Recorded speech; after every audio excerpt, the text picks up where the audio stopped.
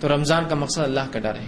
اور اگر 30 دن ڈر ہم نے اختیار کیا اور 31ویں دن وہ ڈر باقی نہ رہا تو یہ ڈر رسمی تھا.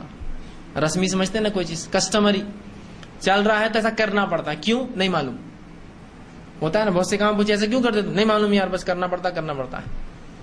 ویسا نہیں ہونا چاہیے, معلوم ہو مجھے میں کیوں کر رہا ہوں اور اس کے کیا فائدے ہیں اور میں اپنے آپ کو بدل رہا ہوں. تو یہ 1 مہینہ ٹریننگ کے لیے ہے. اگر 1 مہینہ کسی شخص کو ٹریننگ دی جائے اور ٹریننگ دینے کے بعد جب اس کو کوئی چیز مکمل ہو جائے, اس کو سرٹیفکیٹ دیا جائے, سند دی جائے کہ آپ مکمل ہو چکے اس فن اور اس فیلڈ میں, اور وہ سرٹیفکیٹ اور سند لیتے دوسرے دن غلطی کرے تو آپ کیا کہیں گے؟ وہ مدرسہ, وہ اسکول, وہ درست نہیں تھا, انسٹیٹیوشن جہاں اس کو سند ملی یہ غلط تھا, اس لیے کہ یہ تو نہیں کر سک رہا, 31ویں دن فیل ہو گیا ہے نا. ویسے مسلمانوں کا حال ہے آج کہ 30 دن تو ایسا تقوی اختیار کر لیا کہ مجبور ہو گئے لوگ کہنے پر کہ یار ایسا متقی نہیں ہے ہمارے علاقے کے اندر. اور 31ویں دن جو ہے عید کا دن آیا, ایسی تبدیلی آئی کہ لوگ مجبور ہو گئے کہنے پر کہ ایسا آدمی تو نہیں, اتنا برا ہم نے نہیں دیکھا آج تک. تو اس کا مطلب وہ 30 دن کا معاملہ پورا دکھاوا تھا.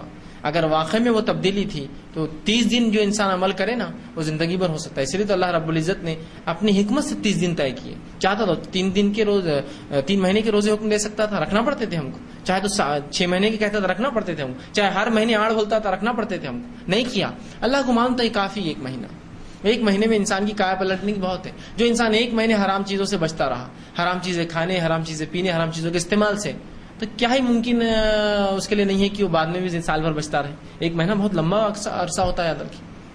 تو رمضان کو ایک موقع بنا لیجیے اب اپنی زندگی کو تبدیل کرنے کا. یہ رمضان آئے گا بس فلاں حرام کاریاں مجھے چھوڑنا ہے, فلاں نیکیوں میں اضافہ کرنا ہے. اگر یہ بھی طے کر لینا اور ہر رمضان کچھ نہ صحیح تو 2 بڑی نیکیوں میں اضافہ کر لے اور 2 بڑے گناہ بھی چھوڑنے کا طے کر لے. میں یہ نہیں کہہ رہا ہوں کہ مطلوب ہے کہ 2 ہی چھوڑے پھر 2 چھوڑے پھر 2, نہیں, مطلوب تو یکایک ہے, لیکن کم از کم کچھ نہیں سے کچھ صحیح جو بولتے ہیں نا کہ کچھ نہیں ہاتھ آیا تو کم از کم کچھ ہاتھ آ جائے تو لے لو, غنیمت جانو.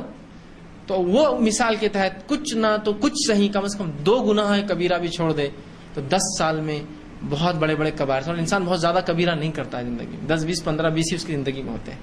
تو 10 سال کے رمضان اس کو ایک اچھا مسلمان اور مومن بنا دیں گے کہ بھائی یہ 2 چیزیں کہ میں جھوٹ بولتا ہوں اور دھوکہ دیتا ہوں, اب نہیں, یہ رمضان کی بات نہیں. بندوں کے حق اب نہیں ماروں گا اب.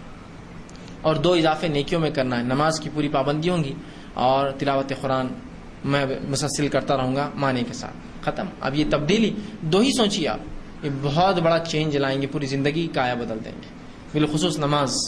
اس لیے کہ نماز وہ عمل ہے جو انسان کو فحش اور منکر, گندگی, بے-حیائی, برائی اور خراب کاموں سے روکتا ہے.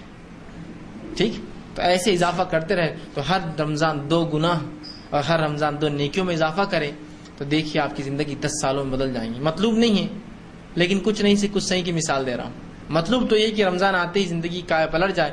اب جتنی گناہات معصیت چھوڑوں اور جتنی نیکیاں ہو سکتے اتنے کروں, یہ میرا ایک منشا ہو, میرا یہ مشن ہو اس کے لیے. تو اب پھر ایک رمضان آ رہا ہے.